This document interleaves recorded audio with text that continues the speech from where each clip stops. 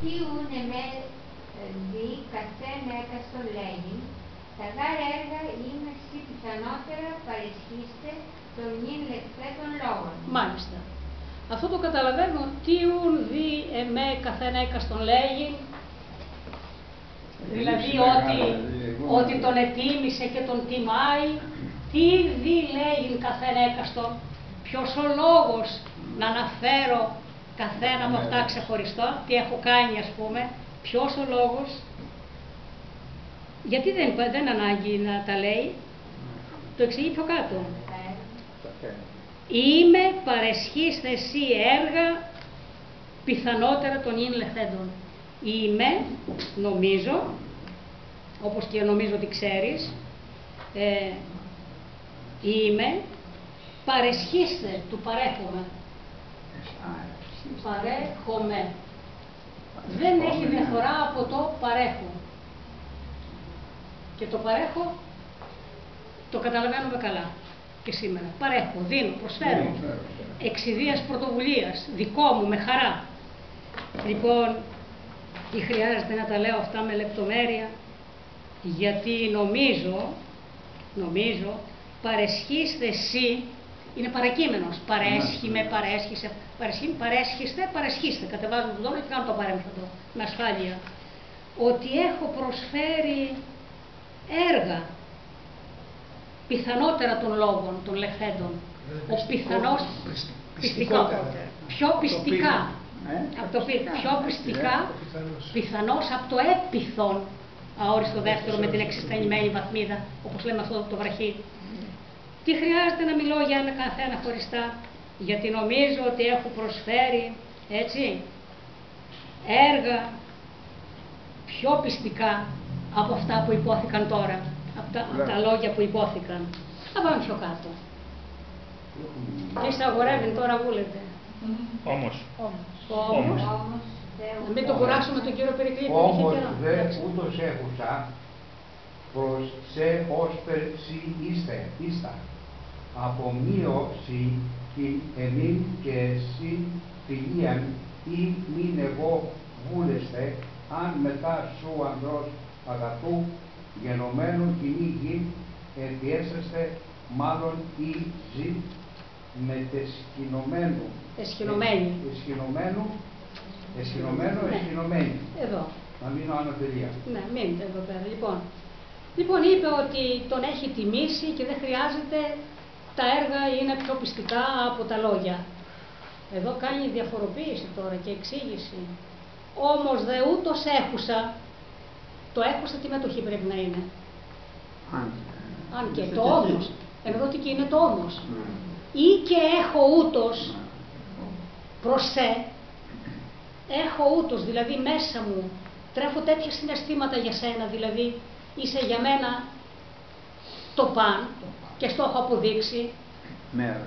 Όμως δε ή και έχω ούτως, δηλαδή έχω τέτοια αγάπη και τέτοια αφοσίωση, ως περσίιστα, όπως το ξέρεις και εσύ καλά, επομνίωση την εμήν και συν φιλίαν, τι επικαλείται και ορκίζεται, επομνίω, και μας κάνει εντύπωση ότι όλα αυτά τα σεμί ρήματα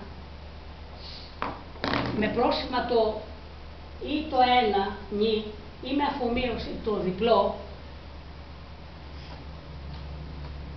επομνίω ή ποιο είχαμε με δύο, δεικνύω δεν έχει από τα δύο τα νι, αμφιένει ας πούμε, γιατί ήταν το σίγμα, έσνημη, όλα αυτά τα ρήματα σε ήμι, με πρόσημα ή το απλούν, το περισσότερο ή με δύο κατόπιν αφομοιώσεως, έχουν μεταστεί στα βαρύτονα. Λοιπόν, αμφιένιμη, έγινε αμφιενίο, ας πούμε. Δείκνημη, δεικνύο. Ζεύγνημη, ζευγνύο. Ρίγνημη, ριγνύο. Έχουν μεταστεί στα βαρύτονα. Βαρύτονα λέμε εκείνα, τα οποία δεν τονίζονται στη λίγωση. Τα άλλα είναι περισπόμενα. Αγαπώ, πιω, καλό. Τα άλλα, λέγω. Τι άλλο, πράττω. Όλα στην παραλίγουσα. Λοιπόν, ομνίωση την εμήν και συν φιλίαν. Σε τι οργίζεται? Σου ορκίζουμε στην αγάπη. Φιλία είναι και η φιλία μεταξύ φίλων. Τώρα μεταξύ συζύγων είναι αγάπη. Σου ορκίζουμε στην αγάπη μας. Εμήν και συν. Και για να γίνει ο όρκος έτσι πιο επίσημος, ακολουθεί αυτό το «ή». Το «ή», το επίρρημα. Σου ορκίζουμε, ή μην εγώ, ότι εγώ πράγματι, δηλαδή δεσμεύεται ακόμα περισσότερα.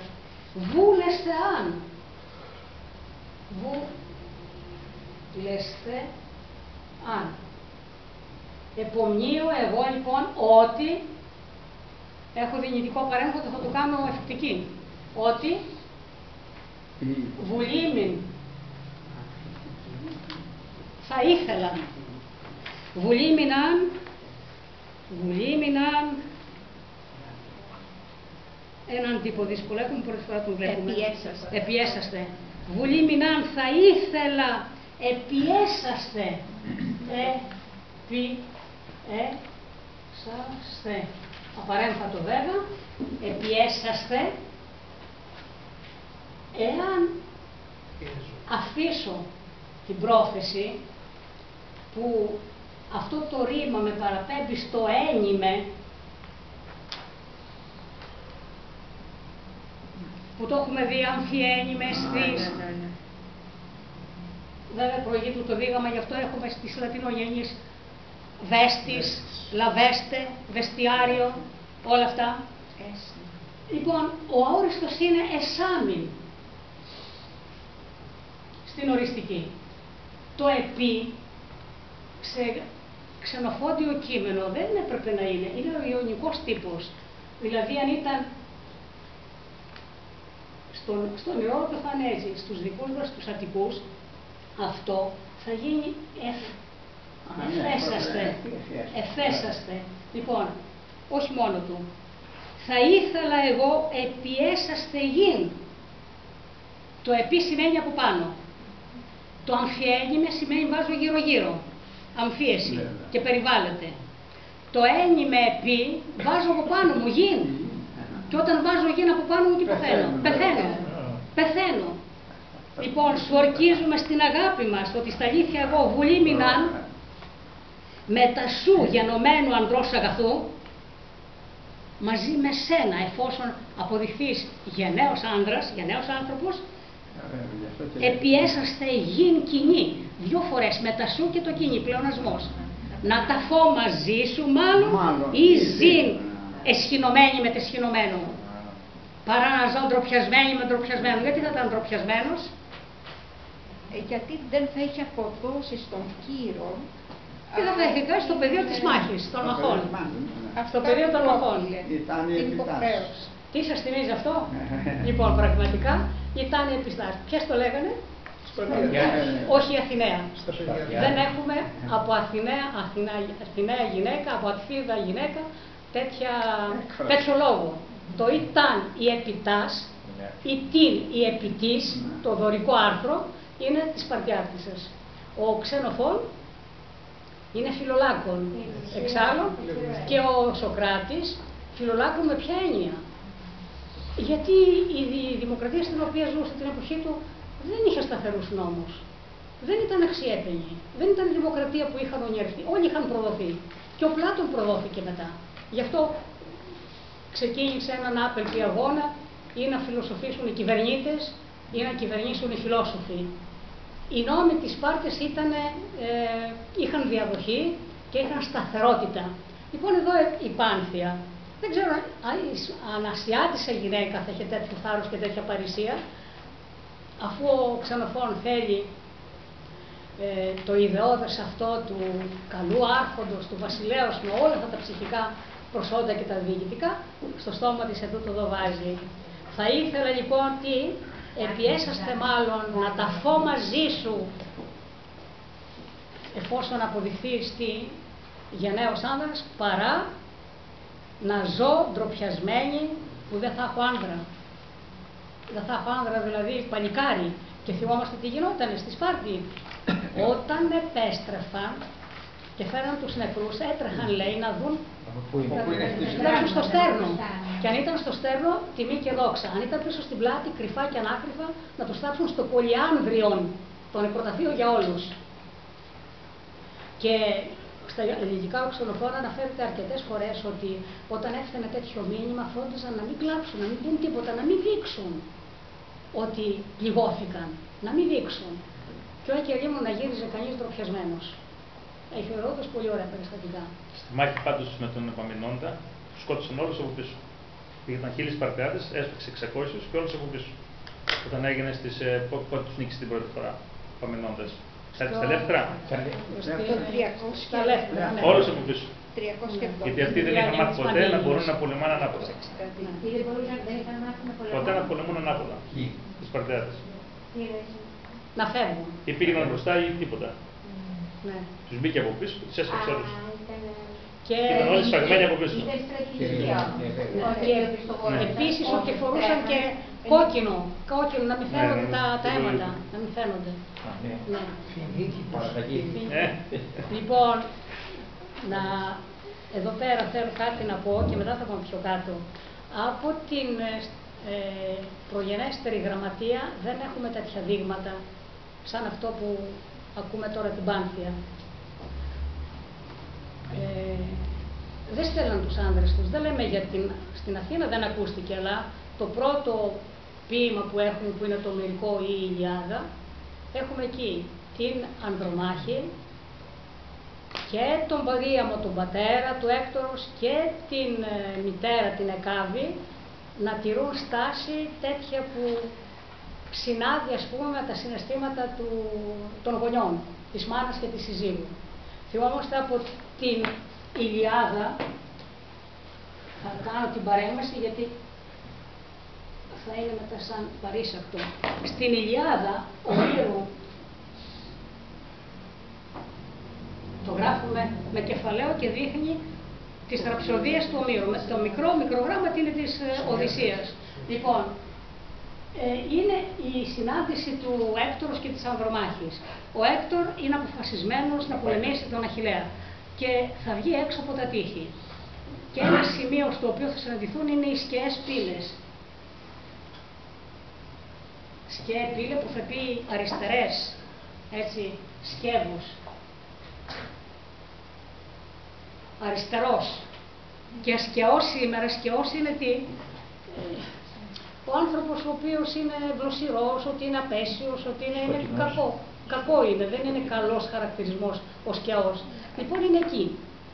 Και επειδή τα πράγματα είναι πάρα πολύ δύσκολα, μπαίνει για λίγο στην πόλη και θέλει να παρακαλέσει τις γυναίκες να πάνε στον ναό της Αθηνάς, να τις χαρίσουν πέπλο και να παρακαλέσουν να τους βοηθήσει. Και ρωτάει πού είναι η Ανδρομάχη. Εδώ, εκεί, όχι, λέει, βγήκε να σε συναντήσει. Και συναντιούνται η Ανδρομάχη και η Θεραπενής, η οποία κρατάει το μικρό παιδί στην αγκαλιά. Ας τα αφήσουμε για να μην περνάει η ώρα. Και έχουμε τώρα την Πινελόπη, την Ανδρομάχη, όταν συναντιούνται. Παρίστατο άγχη, κοντά του, δάκρυ χέουσα, συναντηθήκαν. Έφη, χειρή, έπος και ονόμαζε. Του έσφιξε το χέρι, του είπε και τον ονόμασε με το όνομά του. Και αν όχι με το όνομά του, με κάποιες φράσεις. Δαιμόνιε, καλέ μου, φθήσεσαι το σον μένος. Η ορμή σου θα σε καταστρέψει. Ουδελεέρης πέδατε νηπίαχον και με άμορον. Δεν λυπάσαι το ελέρο, το μικρό παιδί, τον ήπιο και μένα την καημένη, ή τάχα χείρι σε θέσομαι, η οποία γρήγορα θα μείνω χείρα σου. Τάχα σε κατακτανέωση να χαίει πάντες εφορμηθέντες. Θα σε σκοτώσουν όταν ορμήσουν. Εμεί δε, εδώ πέρα, εμεί δε, και, αυτό είναι το αν, το δυνητικό, και κέρδιον ή, για μένα θα ήταν μεγαλύτερο κέρδος, σε αφαμαρτούσει, χθόνα δίμενε. Χθόνα δίμενε. Είναι ομηρικό τύπος του δίωμε. Ενδύομαι, καταδύομαι, μπαίνω μέσα, χθονός. Για μένα, μα σε χάσω, καλύτερα τι είναι? Να πεθάνω, να μπω στη γη, να με καταπιεί η γη, να μπω στη γη. Ούγαρε τι άλλη έστε θαλπορεί. Δεν υπάρχει για μένα άλλη παρηγοριά, θαλπορεί. Επίσης ήγε πότμον, σιαν πότμον επίσης, σαν πεθάνεις. Αλλά θλίψεις, άχαια, ουδέ μη έστι πατήρ και πότνια μήτηρ. Δεν έχω πατέρα και μητέρα. Είχα και αδέρφια, λέει, τα παραλείπω, αλλά τα σκότωσε όλα ο γρήγορος στα πόδια Αχιλλέας. Λοιπόν, τον παρακαλεί να μείνει, δεν τον προπέμπει να φύγει. Μείνε εδώ πέρα.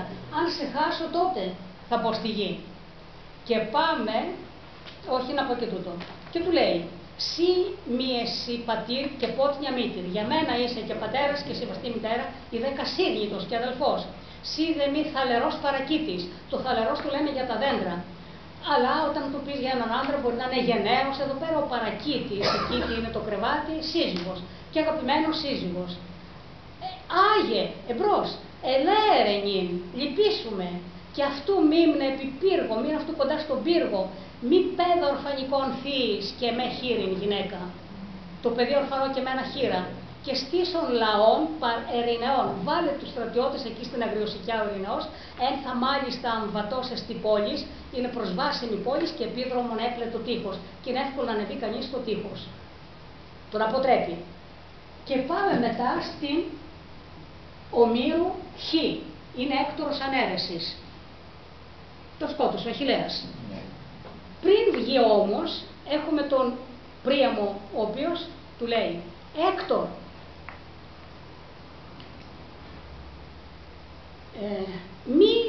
μη μίμνε φίλον τέκος, αγαπημένο μου παιδί, μη μίμνε ανέρα τούτον Ίος με ψηλή, μόνος. Μην αντιμετωπίσεις, μην περιμένεις αυτόν τον άνδρα μόνος σου, άνευ άλλων μακριά από άλλους, ή να μη τάχα πότμον επίσπις του εθέπουμε. Μην ακολουθήσεις το θάνατο, δαμείς Πηλεΐονι, που θα σε σκοτώσει ο γιος του Πηλαίος. Επί πολύ φέρτερος εστί. Το φέρτερος είναι άλλος τύπος του άριστος, ομερικό. Είναι πολύ ανώτερος. Τώρα να το λέει έχει σημασία, αντί να το πει ο Όμηρος ότι ο Αχιλλέας ήταν ο δυνατότερος όλων, το βάζει στο στόμα του πατέρα να λέει είναι ανώτερος από τον Έκτορα. Πάει. Η Ακάβη. Έκτορ, τέκνον εμών. Τι έκανε αυτή όταν αντάμωσαν. Με το ένα χέρι κατέβασε το πέπλο της και φάνηκε το στήθος και αυτά προβάλλει και τον παρακαλεί να μείνει. Τέκνον εμών, τάδε έδεο του εδούμε, σε βάσω αυτά εδώ και λέει σών με, ήποτε εγώ έδωσα λαθικιδέα μαστών. Λάθη το λανθάνο, κίδος θα πει φροντίδα και καημός, ο μαστός ονομάζεται λαθικιδής. Το μωρό ή όταν πεινάει αναπαύεται και όταν κλαίει ηρεμεί. Λοιπόν, προβάλλει το στήθος και λέει, εμένα να σεβαστείς που κάποτε σου έδωσε, εφόσον κάποτε σου πρόσφερα το στήθος μου.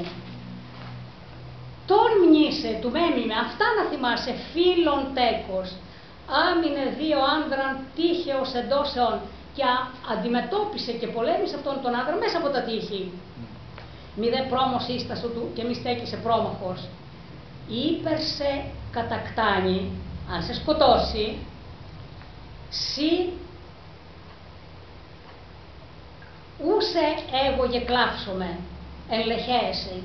Δεν θα μπορέσω να σε κλάψω στο κρεβάτι, δηλαδή στο σπίτι. Αν σε σκοτώσει, δεν θα μπορέσω να σε κλάψω.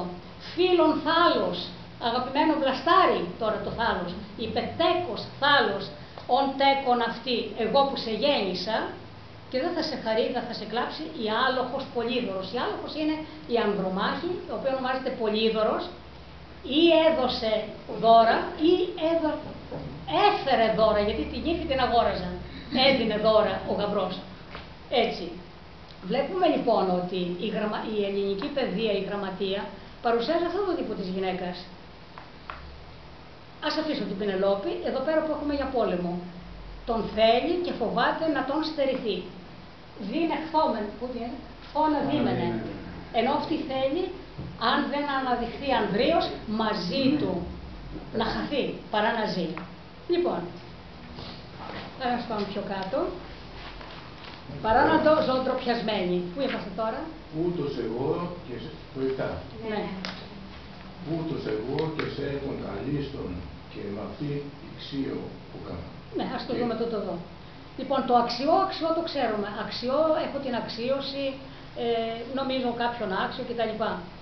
και δικαιολογεί γιατί θέλει μαζί του να πεθάνει παρά να ζει ντροπιασμένη. Ούτως εγώ ηξίωσα και σε και με τον καλίστον.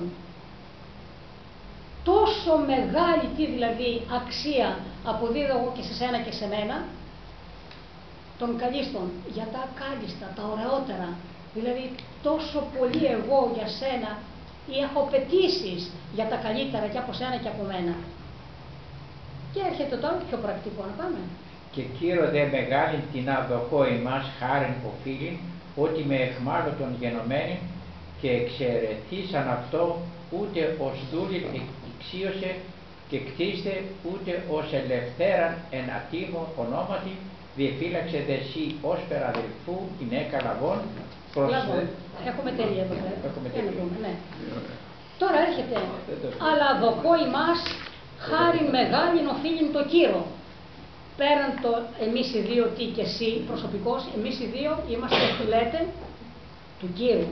Νομίζω ότι μεγάλη τεινά, όταν είναι με επίθετο αυτό το της, η αντωνυμία, ας πούμε υπογραμμίζει, δίνει κύρος περισσότερο. Όταν είναι με αριθμητικό, το περίπου, ή σαν 7 τινές, κάπου 7, περίπου 7 ή 100 τινές, περίπου 100. Εδώ πέρα νομίζω ότι χρωστούμε μεγάλη χάρη, ευγνωμοσύνη, στον Κύρο. Γιατί οφείλουμε μεγάλη ευγνωμοσύνη στον Κύρο? Το ότι πρέπει να είναι τι σύνδεσμος. Ειδικός. Όχι, συγγνώμη, αιτιολογικός. Διότι γενομένοι με εχμάλωτον, όταν εχμαλωτίστηκα και εξηρέθην αυτό και με ξεχώρισαν σαν λάφυρο ξεχωριστό για αυτόν, ούκη ξίωσε και κτίστε με ως δούλην. Δεν θεώρησε και δεν πρόβαλε αξίωση να με αποκτήσει σαν δούλη, αλλά ούτε και ως ελευθέραν εν ατίμο ονόματι. Ούτε ως ελεύθερη, αλλά με άτιμο όνομα, ντροπιασμένο όνομα. Δηλαδή τι να είναι, εκτός γάμου να συζεί, να είναι δηλαδή παλακή.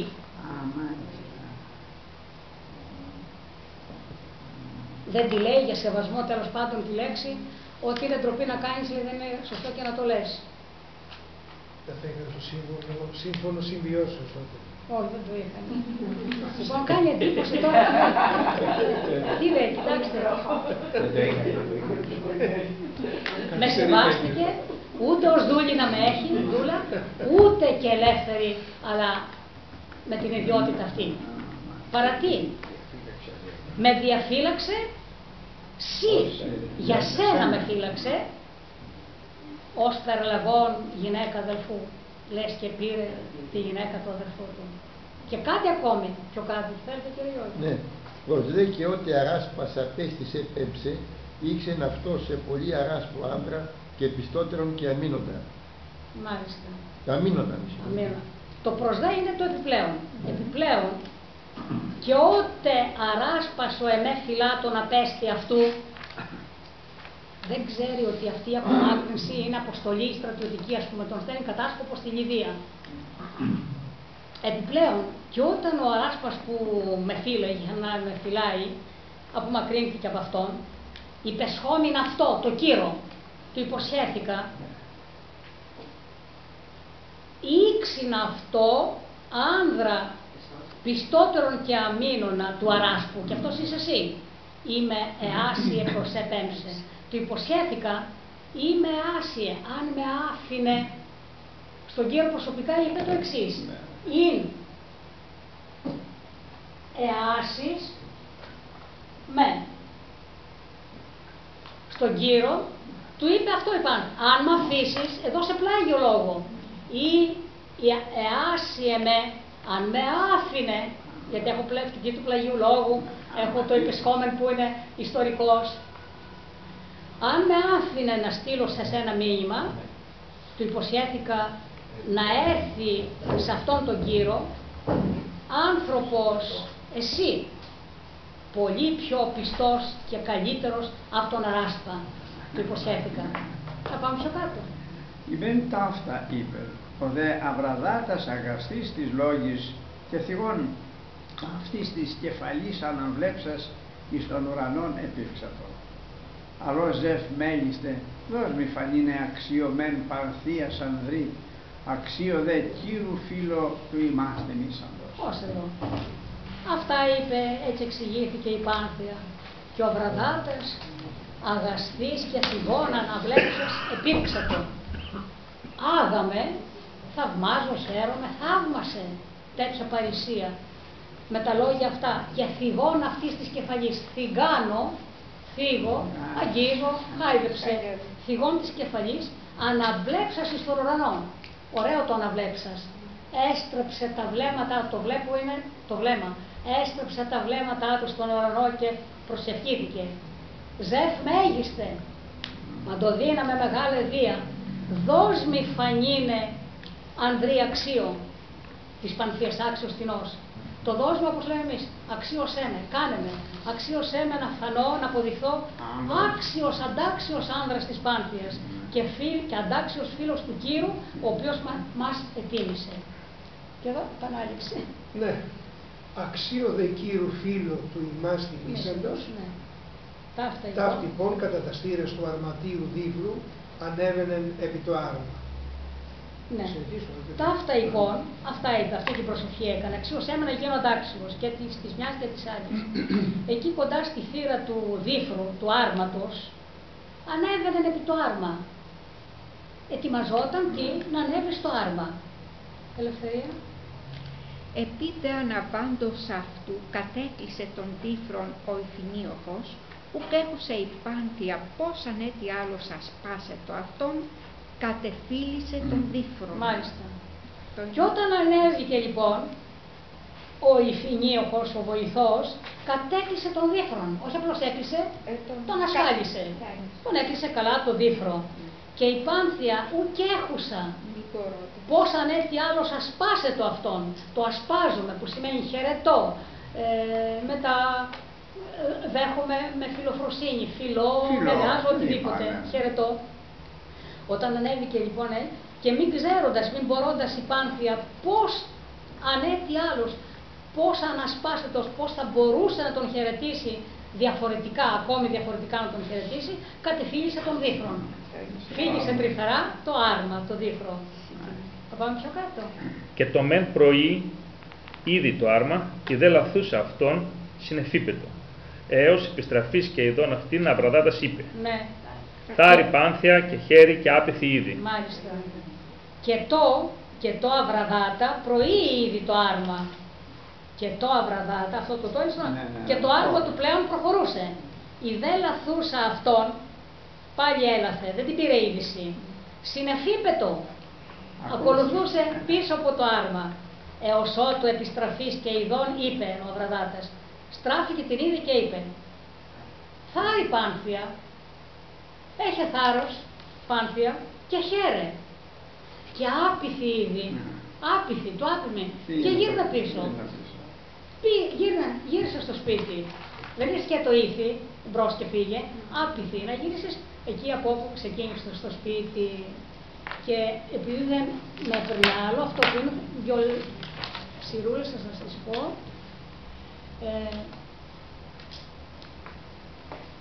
Λέει ότι εκ τούτου δι η ευνούχη και θεράπαινε, λαβούσε, απήγον αυτήν στην αρμάμαξαν.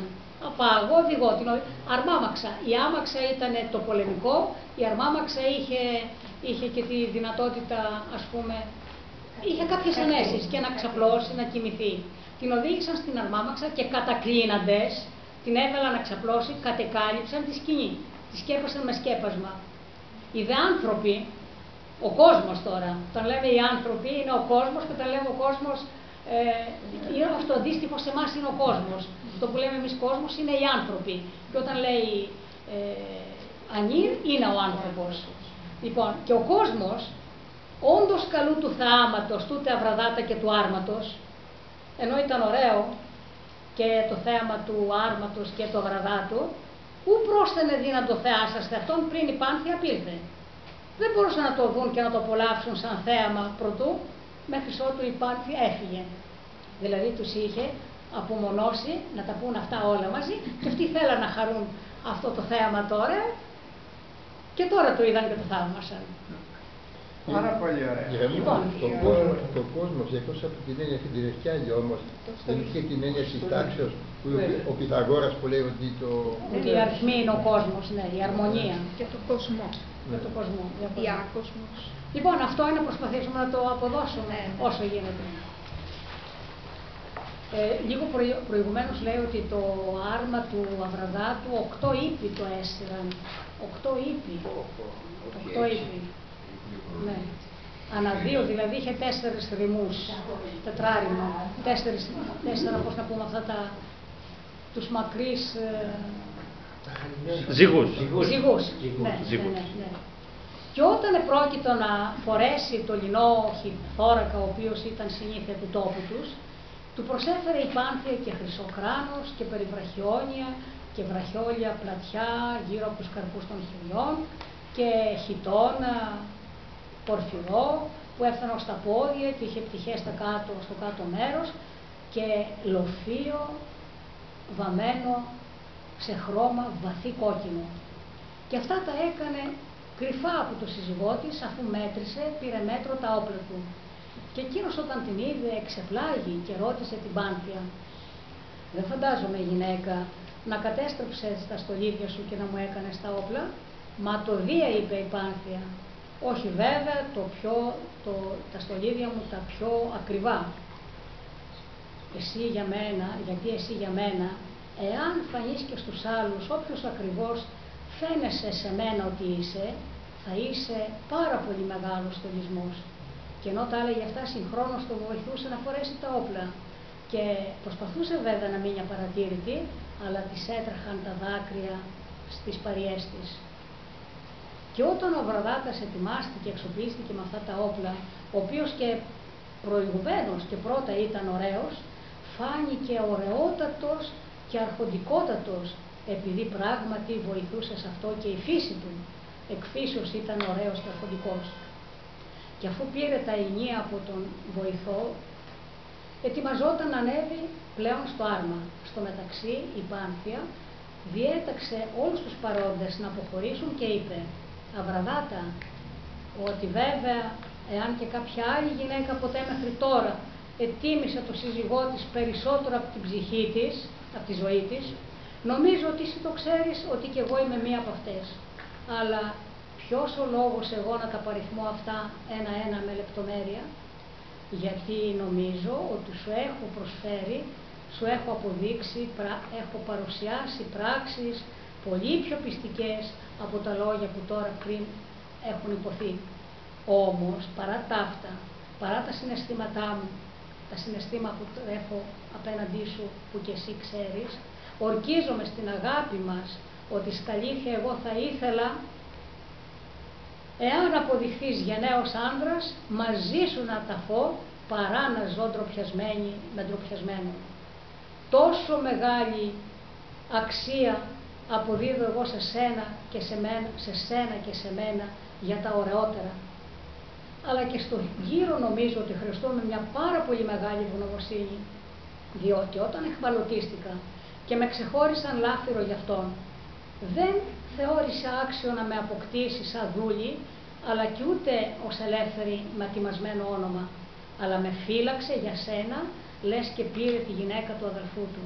Και επιπλέον, και όταν ο Αράσπας, ο οποίος με είχε αναλάβει τη φύλαξή μου, απομακρύνθηκε από αυτόν τον κύριο, του υποσχέθηκα, εάν με άφηνε να στείλω μήνυμα σε σένα, να έλθεις εσύ άνδρας στο πολύ πιο πιστός και καλός από τον Αράσπα.